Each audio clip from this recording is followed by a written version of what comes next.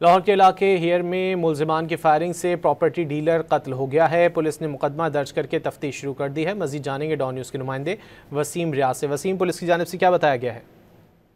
जी देखिए, बिल्कुल नामलूम मोटरसाइकिल सवार थे जो फायरिंग करके 26 साल प्रॉपर्टी डीलर आकाश को जो है वो कत्ल कर गए हैं। पुलिस के मुताबिक घर की दहलीज पर आकाश जो है वो खड़ा था कि इस दौरान मोटरसाइकिल पर सवार नामलूम अफराद आए जिन्होंने फायरिंग की और फिर वहां से फरार हो गए। गोलियां लगने से आकाश जो है वो जख्मी हुआ, जिसको फौरी तौर पर अस्पताल मुंतकिल किया गया, लेकिन वो जख्मों की ताब न लाते हुए दम तोड़ गया। इतला मिलने पर पुलिस मौके पर पहुंची।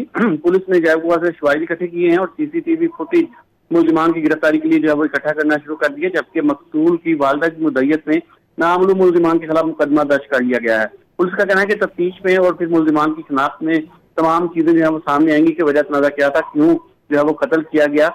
अब लाश को पोस्टमार्टम के लिए मुर्दा खाने मुंतकिल कर दिया गया है, जिसके बाद मजीद कानूनी कार्रवाई अमल में लाई जाएगी। जी बहुत शुक्रिया वसीम रियाज इन तफसीलात के लिए।